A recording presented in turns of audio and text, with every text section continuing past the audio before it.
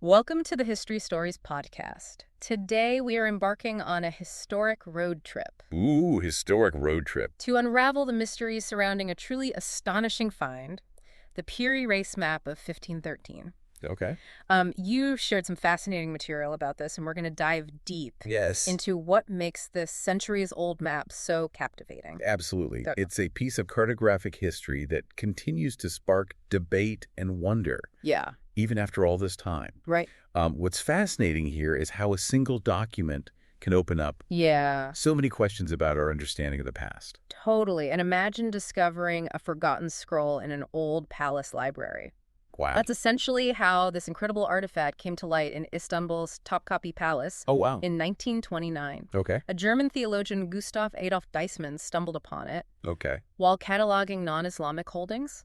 Interesting. The fact that it was found amongst overlooked items really adds to its mystique, doesn't it? It certainly does. It makes you wonder what else might still be hidden away in the dusty corners of history books Yes. and uncovered sources. That element of serendipity is a common thread in many significant historical discoveries. Yes. If we connect this to the bigger picture, it reminds us that history isn't a closed book. Right. New chapters are constantly being revealed in unexpected ways. And this isn't just any old map. No. It bears the signature of Piri Reis, Okay. a celebrated Ottoman admiral, I see. and dates back to 1513, Wow. a time when the world was still reeling from the news of the New World. Right. The initial shock and excitement this discovery sent through the historical and cartographic communities Yeah. must have been incredible. It's like finding a contemporary tweet from someone who witnessed a major historical event. It's true. The discovery immediately challenged existing narratives about who knew what Right. and when. Exactly. This raises an important question. How did the world in 1513 Well- truly understand the rapidly expanding geographical knowledge of the time? Right. The Piri Reis Map became a focal point for this very question. Okay, so let's unpack this. Let's start our historic road trip by looking at what the map actually shows. Okay. The surviving fragment depicts the western edges of Europe Okay. and the northern curve of Africa, Uh-huh. familiar territory for the Ottoman Empire, but then it gets really interesting. Oh. A remarkably detailed outline of the eastern coastline of South America, Okay. just 2 decades after Columbus's voyages. Yeah. You can even see rivers and mountains depicted. Oh, wow. What stands out to you about the accuracy of this early South American portrayal? What's fascinating here is the level of detail, Yeah. particularly the bulge of Brazil. Right. It aligns remarkably well with later, more established maps. The inclusion of interior features like rivers and mountain ranges Yes. is also noteworthy if we connect this to the bigger picture. The remarkable accuracy of the Brazilian coastline, just 2 decades after European contact, suggests a surprisingly rapid and effective transmission of geographical data, Okay. pointing to potentially well-established Portuguese surveying techniques or pre-existing indigenous knowledge. Right. The correct longitudinal positioning of South America relative to Africa is another significant achievement. So while the South American accuracy is remarkable, it's the map's depiction of the far south that truly throws us for a loop. Okay. We're talking about a substantial landmass that some have identified as Antarctica, Right. predating its official European discovery by 3 centuries. Oh, wow. And the really mind-blowing part, Yeah. the suggestion that this potential Antarctica appears to be ice-free. Right. A state geologists say hasn't existed for millions of years. Wow. This juxtaposition of the surprisingly accurate with the seemingly impossible Yeah. is the core of this map's enduring mystery. Exactly. This is where the interpretations diverge dramatically. Okay. If we take the map at face value, the depiction of a large southern landmass Right. certainly invites speculation about early knowledge of Antarctica. Yes. However, this immediately clashes with our understanding of Antarctic geology. Okay. This raises an important question.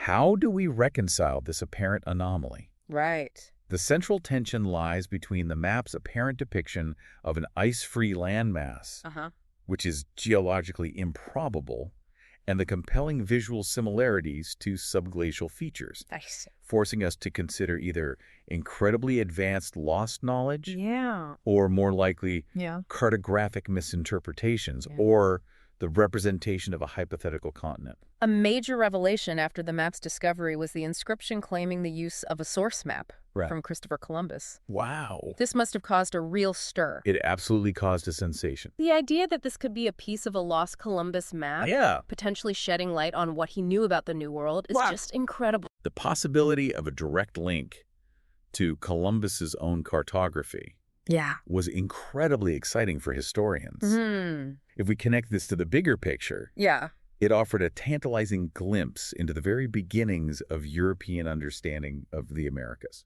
But it's not all pinpoint accuracy, is it? No. While South America seems surprisingly well rendered, the map's portrayal of the Caribbean and parts of North America contains distortions, missing islands, and even mythical landmasses like Antilia, a legendary island often depicted on medieval maps. Interesting. Why this unevenness? It's like the cartographer had access to some really good intel in one area, but was relying on outdated rumors in others? Precisely. This uneven accuracy strongly suggests that Piri Reis was indeed compiling his map from a variety of sources, each with its own level of reliability and recency.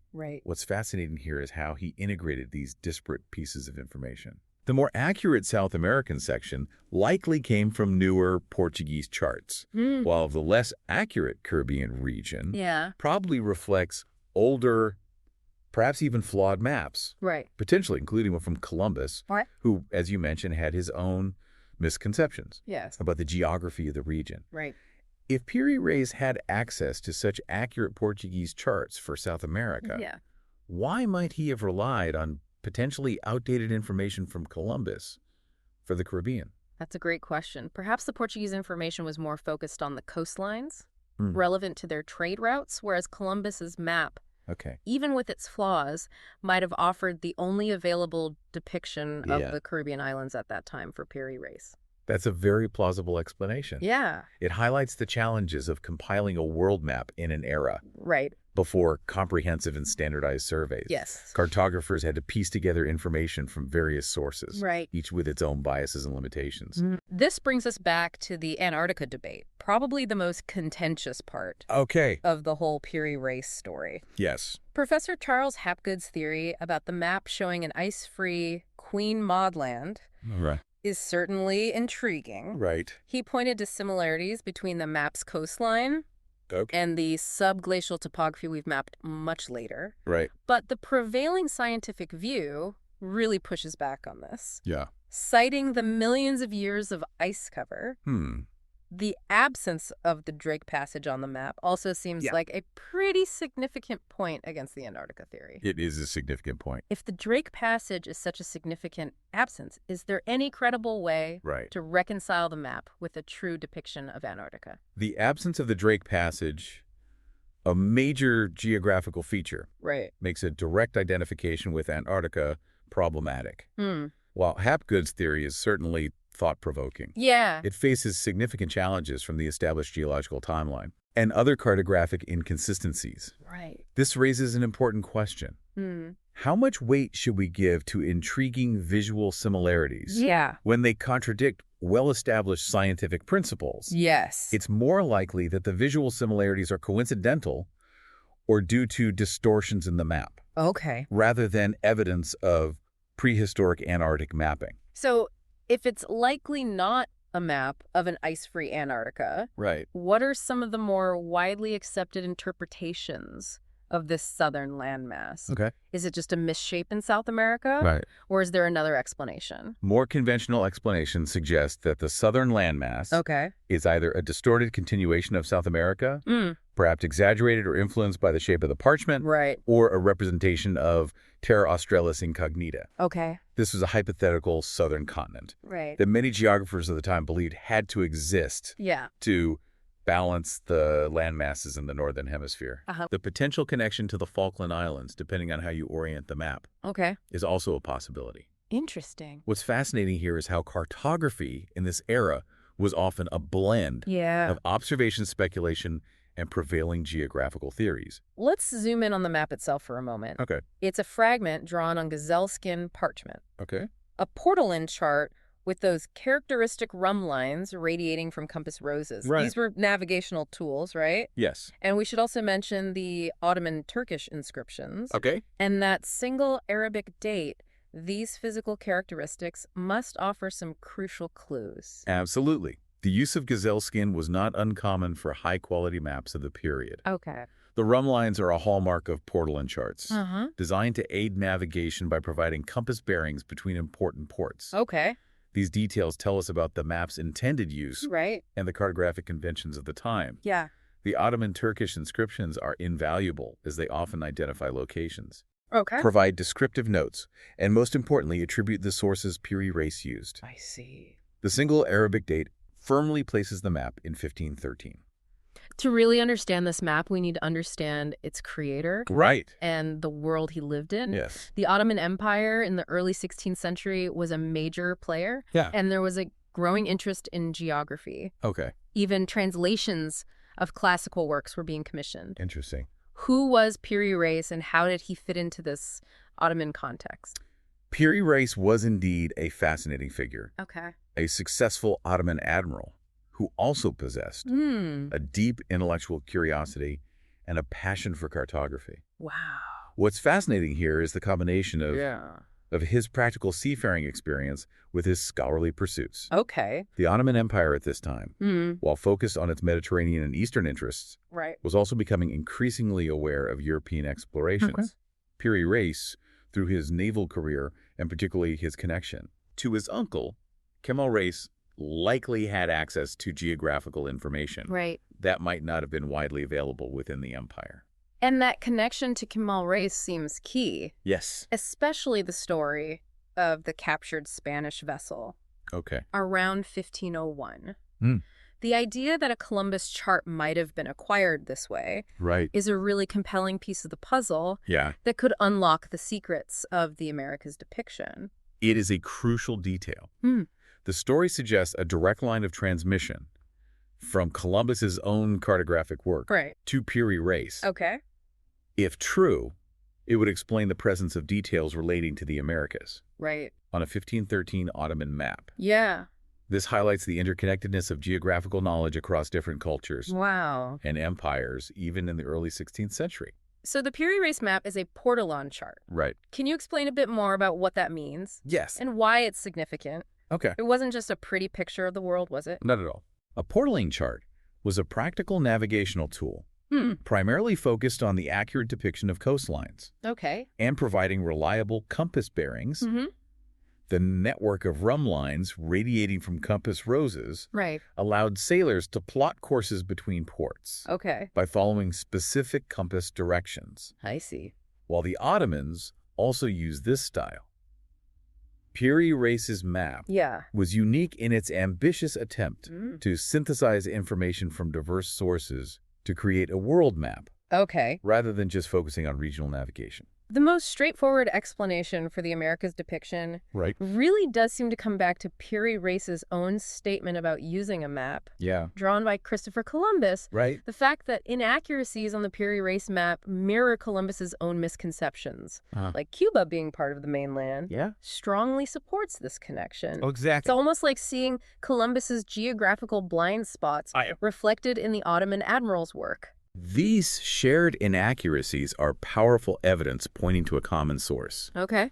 It suggests that Piri Reis wasn't just making things up. He was working with the best information he had available, Right. even if that information contained errors. Yes. This underscores the fact that even groundbreaking explorers like Columbus had an evolving and sometimes flawed understanding of the geography they encountered. Now, for those of us who enjoy a bit of a historical puzzle, Okay. we should briefly touch upon Professor Hapgood's more speculative theory of these ancient sea kings, a lost advanced civilization that supposedly mapped the world, Okay. including an ice-free Antarctica, Right. and whose knowledge was passed down through ancient maps. It's a fascinating idea, but what's the general consensus on this within the scientific community? While undeniably intriguing, the ancient sea kings theory lacks substantial evidence within the mainstream scientific and historical communities. The geological evidence for long-term ice cover in Antarctica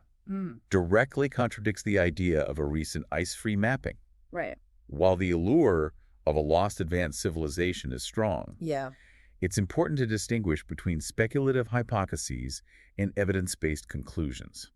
So bringing it back to more conventional explanations, we have the idea of a distorted South America, or the representation of Terra Australis incognita. These seem like more plausible explanations for that mysterious southern landmass, given the limitations of cartography at the time. They do. These explanations align more closely with our understanding of 16th century cartographic practices and the prevailing geographical theories. Map makers often filled in the unknown parts of the world with speculative landmasses. And distortions were not uncommon due to limitations in surveying techniques and map projections. The Piri Reis Map has had quite a journey, hasn't it? It has. Presented to Sultan Selim the Fast in 1517, then seemingly vanishing for centuries. Wow. Before its dramatic rediscovery in 1929. That long disappearance really adds to its mystique and impact. It absolutely does. It's like a historical cliffhanger with a resolution centuries later. That period of obscurity allowed the map to become almost legendary. Its rediscovery at a time of growing interest in historical mysteries ensured that it would capture the public imagination in a significant way. And its impact hasn't faded, has it? No. The map's enduring enigma has made it a recurring topic in popular culture. Beyond the map itself. Piri Reis also created the Kitab-e-Bahrai, a comprehensive navigational guide. Interesting. There's some intriguing details within his work, like the inscription about a Genoese ship discovering the Azores, the inclusion of the mythical island of St. Brendan, and even illustrations of South American animals. Wow. It even made it onto Turkish currency at one point, highlighting its cultural significance in Turkey. And it's important to remember that we're only looking at a fragment. About 1/3 of the original map. You're right. The Kitab-e-Bahrai offers further insight into Piri Reis's extensive geographical knowledge and the blend of factual observation and contemporary beliefs that characterize cartography of the era. The Genoese claim to the Azores discovery is a fascinating detail that hints at the complex web of information available at the time, potentially contradicting official narratives. The inclusion of mythical islands reminds us that the line between known and imagined geography was still somewhat blurred, and the depictions of South American animals provide early visual evidence of the unique biodiversity of the Americas. The fact that the surviving fragment is just a portion of the original leaves us wondering what other geographical insights might have been contained in the missing sections. For listeners who want to delve deeper into this fascinating historic road trip, there are some great resources available. The UNESCO Memory of the World website, the Library of Congress online collections, Gregory C. McIntosh's book, Charles Hapgood's book for the alternative view, Interesting. and even online discussion platforms like Reddit. You can also look for digitized versions of Piri Reis's Kitab-e-Bahrai. Great. And we should probably remind everyone about the potential source maps Piri Reis claimed to have used, including Ptolemaic maps, an Arabic map of India, Portuguese maps, and of course the Columbus map. Absolutely. Engaging with these resources will allow you to explore the Piri Reis map and the surrounding debates in greater detail and form your own conclusions. It's a truly rewarding area of historical inquiry. So what does this all mean for you? The Piri Reis Map serves as a powerful reminder that our understanding of history is constantly evolving. Indeed. It highlights the interconnectedness of knowledge in the 16th century. The ambition of cartographers like Piri Reis. And the enduring human fascination with the unknown. The map beautifully illustrates how knowledge was gathered, synthesized, and sometimes misinterpreted in the early stages of global exploration. It encourages us to appreciate the complexities and uncertainties inherent in historical cartography. The blend of accuracy and enigma in this single document invites us to consider multiple perspectives and question our assumptions about the past. Was it based on a lost Columbus map? That's a good question. Is the southern landmass a distorted continent? Right. A mythical realm, or something else entirely? These are the very questions that keep historians and enthusiasts. Yes. Coming back to the Piri Reis Map. Right. It's a testament to the power of a single artifact to spark endless curiosity and debate. This historic road trip into the world of the Piri Reis Map Yes. leaves us with a provocative thought. Okay. What other forgotten artifacts might still be out there, waiting to reshape our understanding of history? Wow. And challenge what we think we know about the world? That's a great question. We encourage you to explore the resources we mention. Yes. And continue your own deep dive into this incredible historical puzzle.